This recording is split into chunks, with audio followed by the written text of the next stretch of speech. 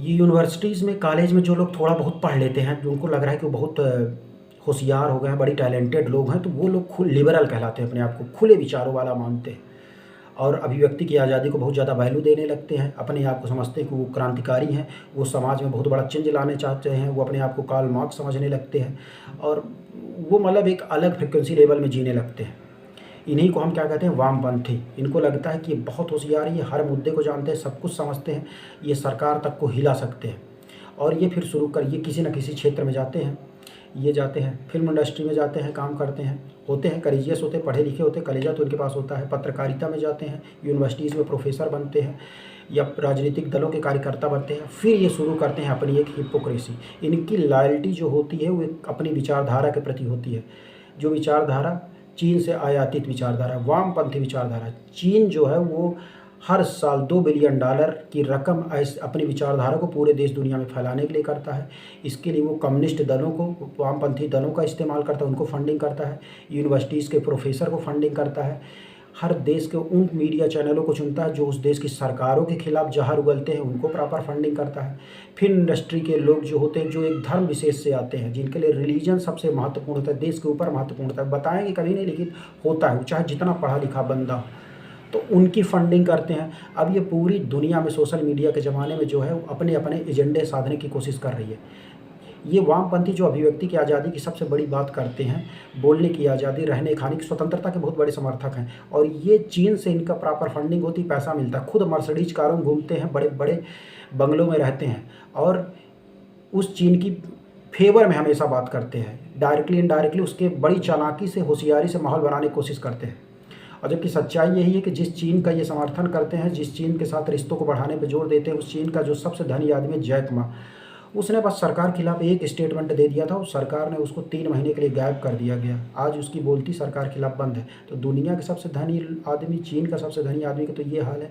तो वहाँ अभिव्यक्ति का आज़ादी हाल देख लो और अपने यहाँ सोशल मीडिया पे हिंदू धर्म के देवताओं को लगातार गाली की जाती है, उनको मजाक किया जाता है। अभी मैं एक वीडियो देख रहा था, सैफ अली खान का लड़का था, एक पलक तिवारी थी, बैठे थे और उसमें कोई लिख रहा है, अंधभक्तों देख लो तुम्हारा एक नया जीजा बनने जा रहा है। अब ये सारी चीज़ें जो देखता है उसको कितना ज़्यादा टार्चर होता है, उसको कितना गंदा लगता होगा। या इस्लाम के विरुद्ध कुछ लोग बोलते हैं, वो भी पूरी तरह गलत है। तो एक दूसरे के धर्मों के खिलाफ सोशल मीडिया पर लगातार चीज़ें उठाई फैलाई जा रही हैं, विस्मरण किया जा रहा है, दुनिया भर की साजिशें की जा रही हैं। इन सब चीज़ों को समझते हुए हमको जो है खुले दिमाग से सारी चीज़ों को समझना होगा कि वामपंथी मीडिया के थ्रू किस तरीके से समाज में जहर फैलाने का काम किया जाता है। और ये लोग हाईली इंटेलेक्चुअल होते हैं, ये थोड़ी सी तारीफ़ करेंगे, न्यूट्रल होने का नाम दिखावा करेंगे और उसके बाद लगातार एक तरफा न्यूज़ चलाते हैं। आप देखेंगे कि इस समय मीडिया 2 तरीके का है, एक पूरा दक्षिणपंथी जो सरकार के फेवर में बात करता है, एक पूरा मीडिया है जो वामपंथी मीडिया जो लगातार सरकार को हटाने की बात करता है। अभी गोदी मीडिया भले कहते हो, लेकिन रवीश कुमार का डेली 3 वीडियो आता है, सब सरकार के विरोध में आता है। तो तुम कैसे मीडिया वाले हो? तुम तो फिर चीन के मीडिया वाले हो गए। ध्रुव राठी का जितना वीडियो आता है सब में कह रहा है कि मोदी सरकार को हटा करके फूंकना है, पहला काम यही करना है। तुम एक तरफा वही बात कर रहे हो। प्रणब प्रसून वाजपेयी हो, अभिसार शर्मा हो, साक्षी जोशी हो, कन्हैया कुमार, जितने भी वामपंथी ब्रिगेड है, फिल्म इंडस्ट्री, हर काम उनको सरकार की खामी नज़र आती है और ये बताएंगे बहुत निष्पक्ष हैं, बाकी मीडिया जो है वो गोदी पत्रकार है। तो इन सब चीज़ों को, खेलों को समझना है। इनकी ये शिक्षा, स्वास्थ्य, गरीबी, बेरोजगारी की बात करेंगे, लेकिन जहाँ जहाँ वामपंथियों की सरकार रहा, बंगाल में 34 साल इनकी सरकार रही है, वहाँ देख लो इनका 34 साल कार्यकाल कैसा रहा। विपक्षी दल के कार्यकर्ताओं को सीधा सीधा दिन दहाड़े उनकी हत्या कर दी जाती थी। यही सेम चीज़ केरल में RSS के कार्यकर्ताओं की लगातार हत्या हुई है, सैकड़ों हत्याएं हो चुकी हैं। तो ये वामपंथी जहाँ भी रहे हैं, विपक्ष में रहेंगे तो बड़ी अच्छी अच्छी बात करेंगे, जब सत्ता में आएंगे तब इनका रौद्र रूप देखिए, तब आपको पता चलेगा कि क्या है।